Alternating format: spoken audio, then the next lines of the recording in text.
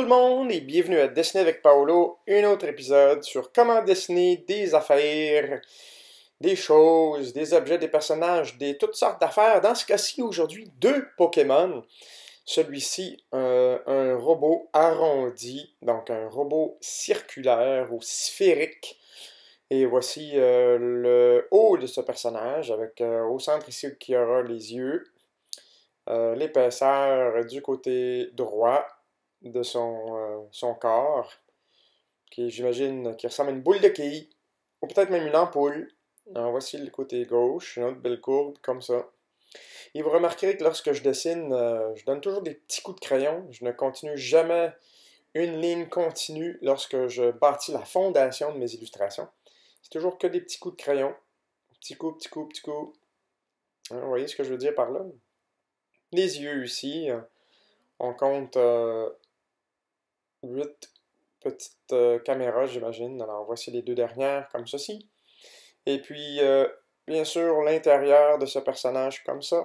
On a ici les épaules de chaque côté, c'est des demi-sphères si on veut. Côté gauche. Et on doit courber ici la belle courbe comme voilà. Et on efface la ligne du milieu. Ça s'en vient bien. Maintenant, la base de cette ampoule, d'où proviendront les jambes? Alors, une base arrondie. Et attention dans ce cas-ci de ne pas faire une ligne plate, parce qu'en faisant une ligne plate, ben, ça ne donne pas l'effet de 3D. Ici, ce qu'on pourrait nommer peut-être les genoux, les hauts de cuisse, je sais pas trop. C'est un drôle de personnage, hein? Il n'y a pas beaucoup d'articulation, j'ai l'impression, avec ces cylindres ici comme jambes. Alors voilà. Celui-ci s'appelle Registeel en anglais. Je ne connais pas son nom en français. En fait, je suis allé sur le site de Pokémon pour trouver ces personnages, pour décider quel personnage je voulais dessiner. Voici son bras gauche. On efface quelques détails. Ensuite, on retrace la ligne extérieure.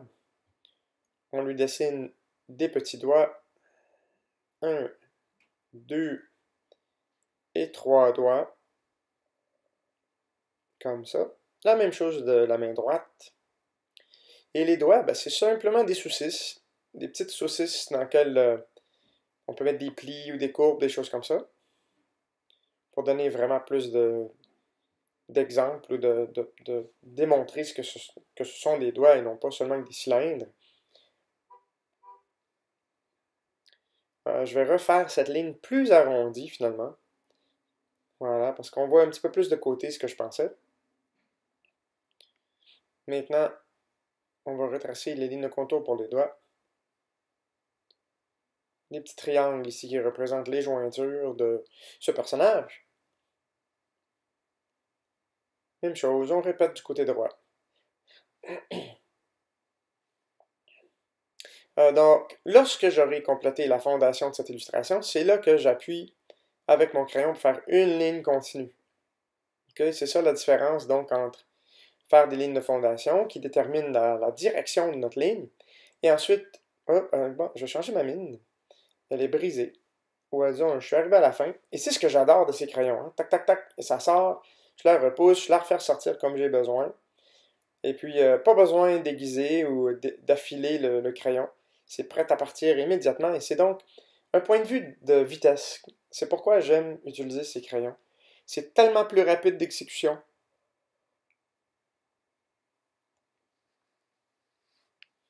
Pas mal plus rapide en tout cas que les crayons à mine ordinaires, là, en bois.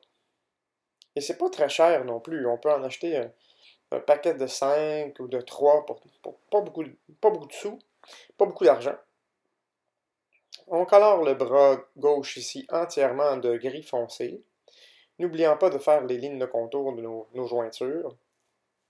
Donc Registeel est un personnage un petit peu plus facile, et plus tard nous en dessinerons un autre un petit peu plus difficile. Alors encore une fois aujourd'hui, c'est une vidéo d'à peu près 30 minutes sur l'illustration de deux Pokémon. C'est sûr que si vous voulez, vous pouvez définitivement en dessiner un aujourd'hui, en faire le deuxième demain. Les plus courageux travaillerons sur les deux personnages en un seul coup. Alors, on donne un petit effet 3D ici au bras en mettant de l'ombre, surtout ici entre les doigts, pour donner cet effet d'épaisseur à cette partie du corps.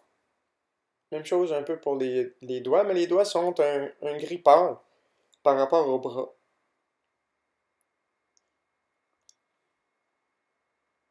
Alors, les lignes de détail au niveau de son épaule. Et puis, on donne un effet d'arrondi. Donc, on colore tout en gris pâle. Et ensuite, ici, on doit donner un genre de dégradé courbé dans le bas de cette épaule. Comme ça. Et puis, comme vous pouvez remarquer, je repasse fréquemment à la même place, en m'assurant d'aller de plus en plus sombre à chaque passage. On peut le faire peut-être d'un premier coup, d'un seul geste, mais c'est très difficile de colorier un dégradé en un seul mouvement de crayon. Si vous êtes capable de faire ça, félicitations. Moi, je pense à plusieurs reprises. Et là, avec ma gomme effacée, je fais un petit reflet sur l'épaule. On retrace la ligne de contour du corps, comme ceci. Alors, comme je mentionnais, je ne donne plus de petits coups de crayon. Je fais tout simplement maintenant garder mon crayon bien enfoncé. Hop! Et on suit donc plus ou moins les lignes fondatrices du début. Et celle-ci, je vais aller la faire un petit peu plus loin parce que j'aimerais mieux qu'elle aille plus loin qu'au début. L'épaisseur, pour qu'on puisse voir qu'il y a une épaisseur au niveau de ce personnage, du centre de son corps, de son armure, si on veut. Et ensuite, la ligne de contour. Bon, je vais juste colorier son corps au complet avant pour dénoter ce personnage par rapport au fond. Hein. Et puis, il faut, comme un peu avec l'épaule, faire un dégradé là, dans le côté gauche inférieur ici du personnage.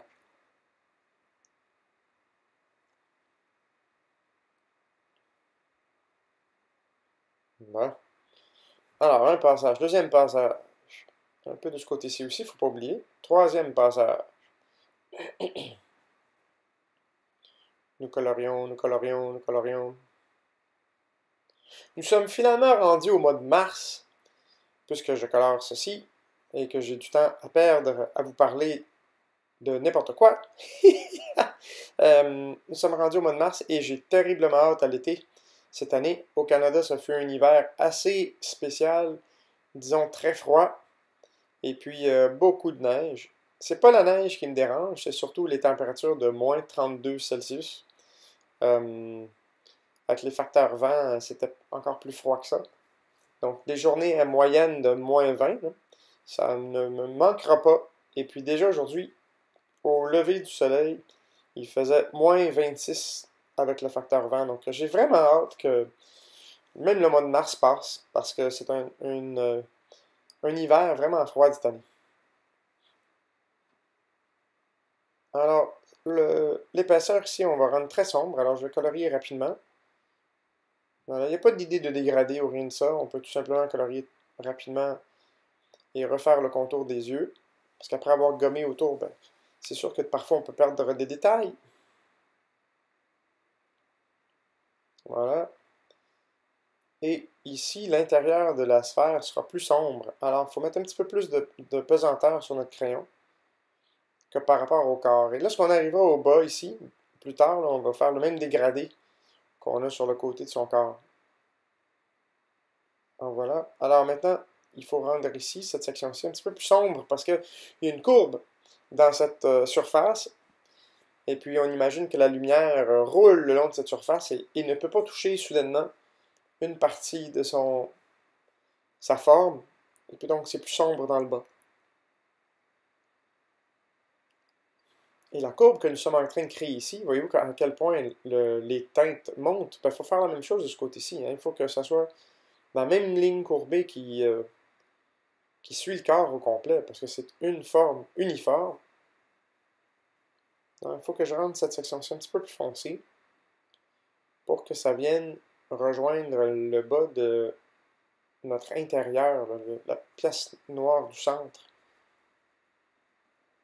Comme ça. Alors maintenant, j'ai une courbe là, qui est pas mal égale là, tout au long du personnage. Alors, on va lui faire l'épaule droite. Gommer l'intérieur.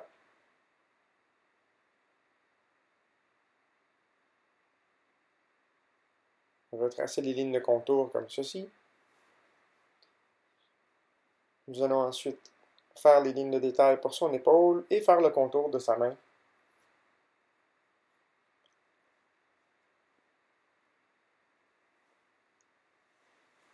Pas si mal. Alors, si vous voulez communiquer avec moi, je répète que je suis maintenant surtout sur Facebook. Ma page Facebook est Drawing with Paolo sur Facebook.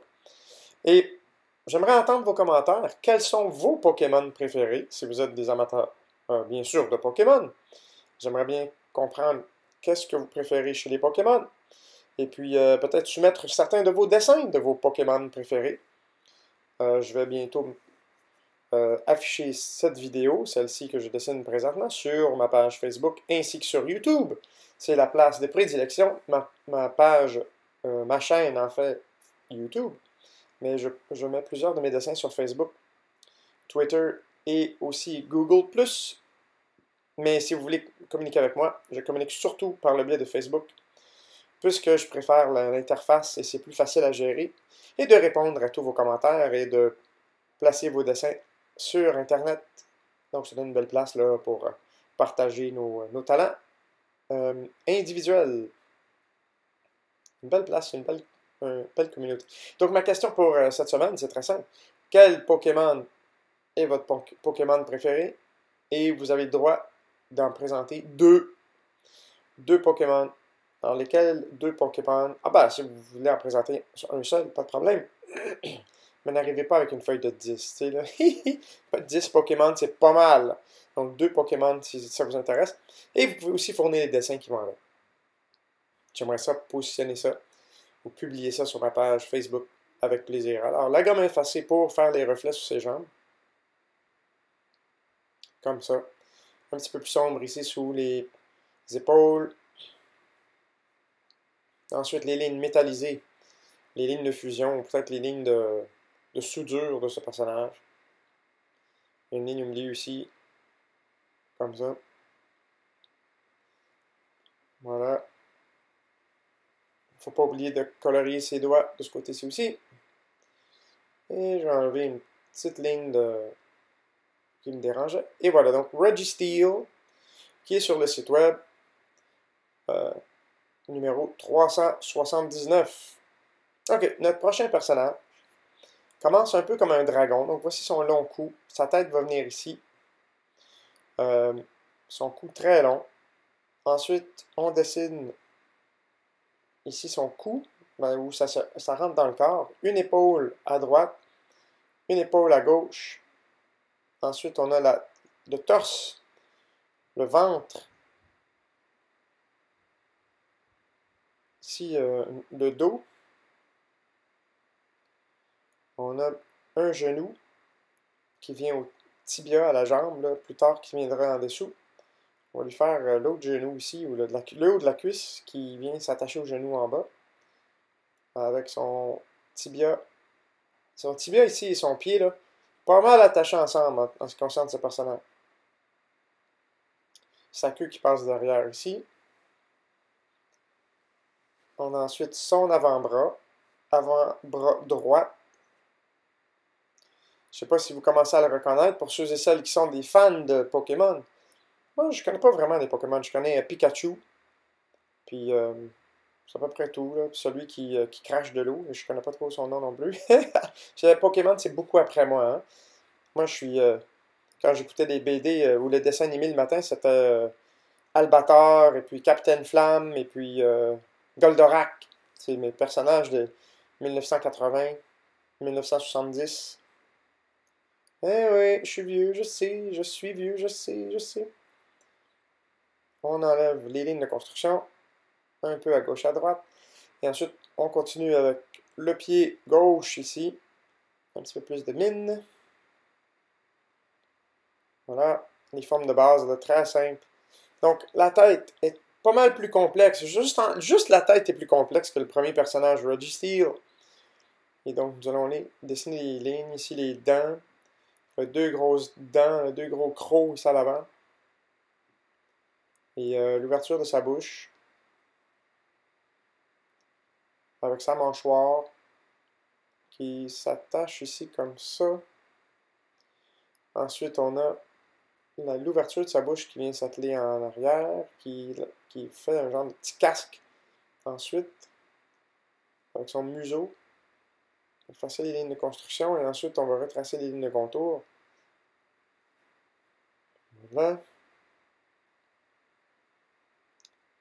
Faut dire que c'est un dessin assez simpliste, mais la tête me donne un petit peu de fil à retordre.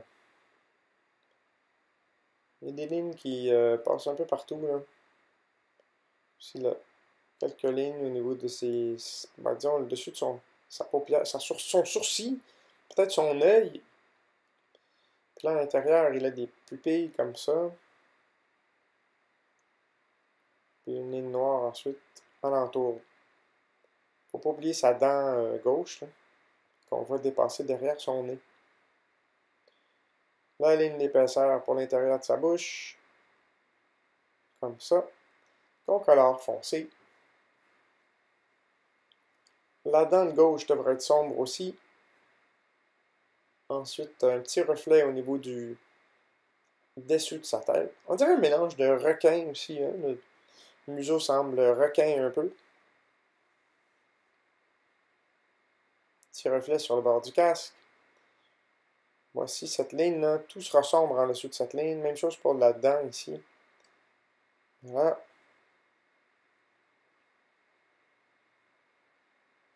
Bien.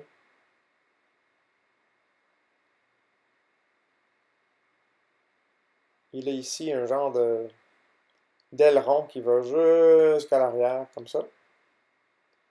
L'épaisseur du cou, l'épaisseur de l'aileron, comme ça, jusqu'à l'épaule.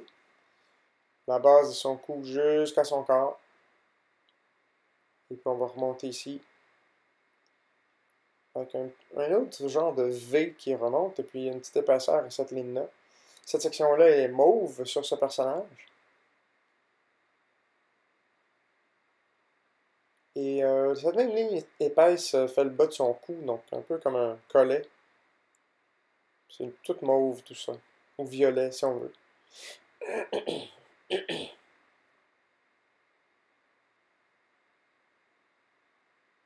Bon. Ensuite, les épaules, un peu de détail. Donc il y a un cercle ici qui est un peu comme une lumière. Il y a des petits rectangles courbés autour de son épaule. Donc voici ces petits rectangles.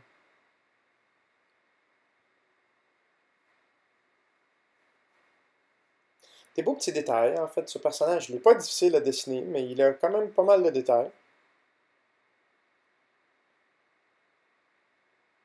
Voilà. Une fois qu'on a ça fait, on peut retracer maintenant les lignes de contour pour les fonder. Donc on va accélérer le processus ici. Vous savez comment retracer. Ici, c'est un double cercle, un à l'intérieur de l'autre. Le cercle extérieur va représenter l'épaisseur de cette épaulette.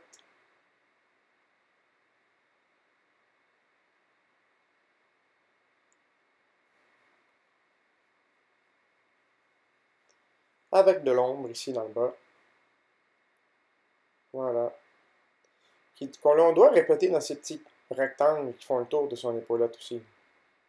Là, le point central, le cercle du milieu aussi, devra plus tard avoir un petit peu plus de détails, mais j'ai le goût de dessiner l'ombre ici au niveau de son aileron. De retracer cette ligne là, qui vient s'atteler à... Je sais pas si c'est des ailes ici sur le côté, probablement, je sais pas. De l'illustration que j'ai vue sur le site web de Pokémon, j'avais pas beaucoup d'idées, est-ce que c'était peut-être une aile à l'arrière ou non, là. Mais cet aileron vient s'attacher à cette aile. Et puis il y a de l'ombre ici en dessous de la tête et tout au long de son cou. Puis un petit peu plus foncé là, du côté gauche, surtout en dessous de la tête.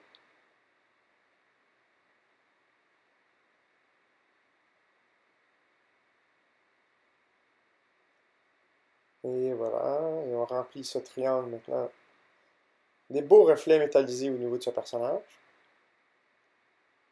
On gomme pour faire des belles lignes droites plutôt que des zigzags au niveau de l'ombre. Tiens. Le triangle mauve ici, on va le colorier plus sombre. Donner cette impression-là de plus foncé pour la couleur mauve sur un gris pâle. Donc mauve sera toujours plus sombre. On enlève certaines lignes de fondation. Et maintenant, il faut travailler l'épaule gauche comme celle de droite. Alors, un cercle, un autre cercle à l'intérieur, et on fait les petits carrés, ou les rectangles plutôt, rectangles courbés du contour.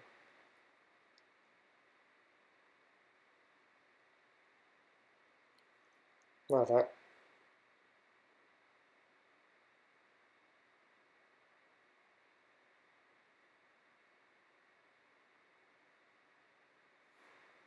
Si vous voulez, dans votre illustration, faire en sorte que ça ressemble à deux personnages qui se battent ensemble, mais vous pouvez définitivement changer l'illustration pour que ça donne cet effet.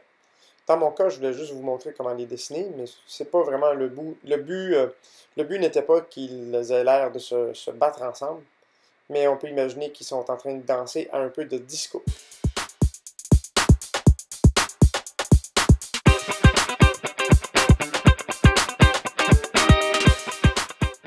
Alright, on dessine les lignes de contour. Je sais pas si on a déjà vu ça, hein? Des Pokémon danser le disco. Alors, ouais, c'est des petites palmes ici courbées qu'il y a entre ces lignes verticales, comme ça. Puis il y en a une dernière ici en dessous qu'on voit à peine sortir. Alors, ensuite de la ligne verticale ici, ou disons diagonale, on doit lui faire dessiner, lui faire sortir ses doigts.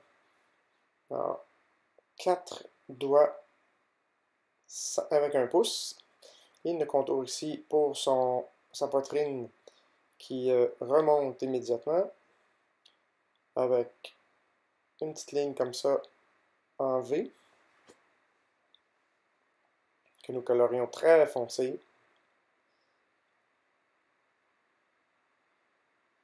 On lui retrace le contour des doigts. On doit colorier ici des lignes d'ombre au niveau de sa main. Ici, c'est très sombre. C'est mauve aussi, comme les anneaux ici autour du cercle. Comme le V dans son cou. Ici, c'est un peu comme un... Imaginez le devant d'une automobile, là, les phares, les petites lumières. Ben, c'est le même genre de reflet qu'on y retrouve dans le cercle ici. C'est comme de la vitre. Alors, on lui laisse 3 cercles blancs. On doit lui faire un petit peu plus de reflet ou d'ombre ici au niveau des carrés qui font le tour de son épaulette.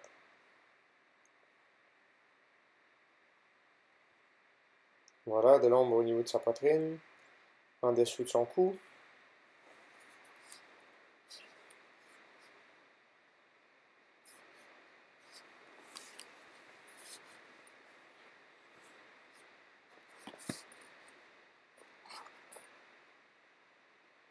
Ça s'en vient très bien. Un petit peu plus foncé au niveau de ces éléments-ci, donne un plus grand contraste. On a parlé de contraste dans les illustrations précédentes, comment c'est important dans un dessin.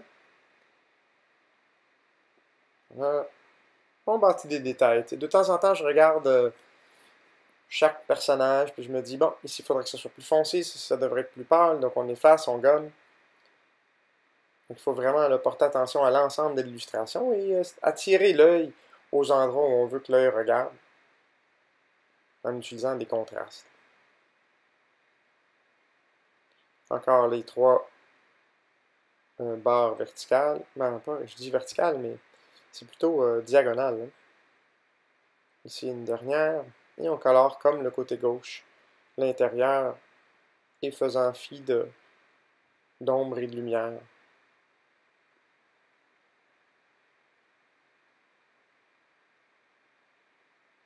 Voilà, on efface les affaires qu'on n'a pas besoin. Et on recolore, bien sûr, ces formes. Alors, ici c'est mauve foncé.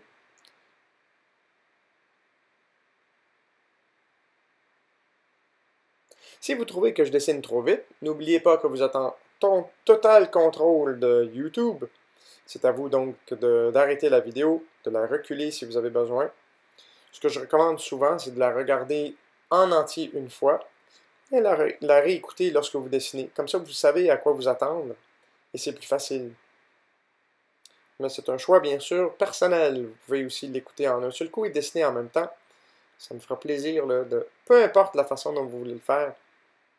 C'est votre choix. Ces dessins sont là pour vous. Ces vidéos-ci sont là pour vous. Alors, voici un petit peu d'ombre au niveau des doigts. Pour chaque doigt, même style d'ombre. Comme ça.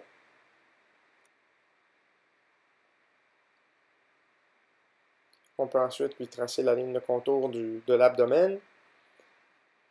Et puis les lignes qu'il a sur les avant-bras, on les retrouve en copie plus ou moins conforme ici au niveau de l'abdomen. Donc 3 lignes verticales, courbées. Très peu, mais courbées quand même.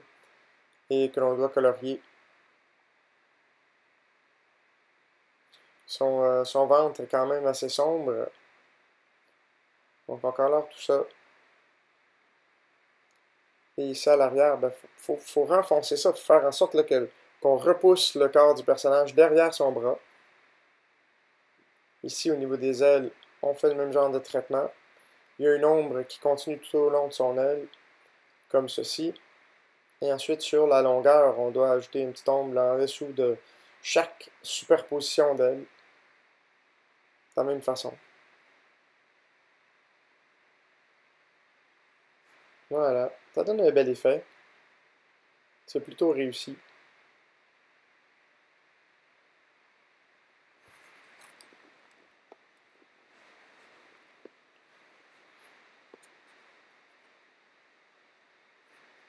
Ensuite, la cuisse gauche, qui tombe ici dans son genou. Voilà, en dessous, on enlève les lignes de construction. Ensuite, on colore ces lignes verticales courbées. Ici, c'est très foncé là, parce que la lumière ne rejoint pas cette section. Ces lignes verticales sont noires, pratiquement. Disons que c'est encore le même mauve, le même violet là, que dans le cou et autour des épaules. Sa cuisse, qui tombe dans sa cheville. On colore ça aussi. Donner un effet 3-dimensionnel à ce personnage.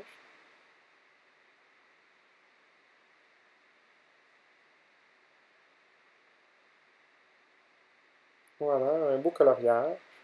Un petit dégradé. Ce côté-ci est plus sombre, bien sûr, parce que son bras, son dos et tout ça crée une ombre derrière la cuisse. Un petit peu plus sombre ici au niveau du genou. Donner un beau sentiment d'arrondi et un peu de plat là-dedans aussi. Là.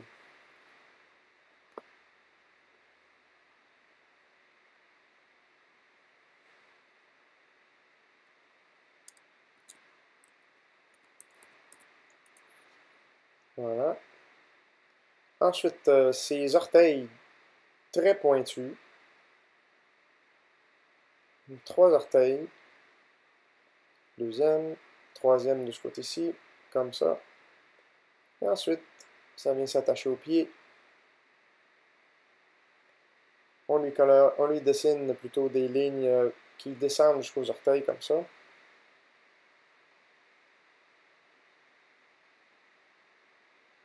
Voilà. N'oublions pas sa queue ici à l'arrière.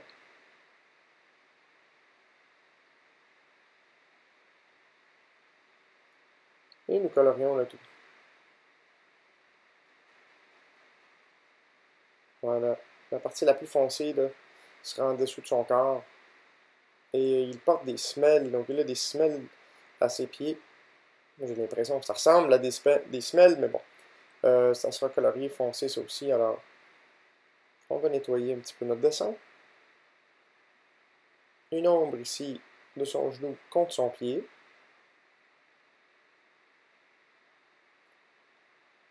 Un petit peu d'ombre entre les orteils. Comme cela. Et bien sûr, la semelle que je disais tantôt, que j'ai mentionné, très foncé. Ce qui ressemble à... On dirait qu'il porte des bottillons. Pokémon en botte. Alors voilà, le pied gauche. Oups, j'ai oublié son orteil. Tiens, on va le mettre ici. À peu près là. Voilà. comme ça.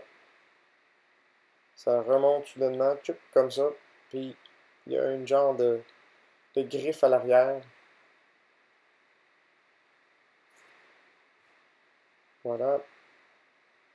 Même traitement, les lignes qui descendent vers les orteils, qui suivent le contour du pied. Puis la semelle noire qu'on a de l'autre côté. Une belle ombre au niveau de la jambe. Et on a bientôt fini, messieurs, dames. Alors, pour ceux et celles qui voulaient des dessins de Pokémon, je souhaite que ces deux-ci vous seront satisfaisants. J'espère que vous allez être capable de les reproduire à la maison. Et ensuite, faire vos propres dessins. Le but, bien sûr, d'apprendre à dessiner, c'est pas toujours copier les miens, mais d'être inventif. Il faut être créatif aussi dans nos créations, dans nos illustrations. Alors voilà, ma signature. Et bien sûr, il ne faut pas oublier le nom de ce deuxième personnage. Alors, messieurs, dames, merci d'avoir été des nôtres et je souhaite vous revoir à la prochaine épisode de Dessiner avec Paolo, Palkia 484. À bientôt!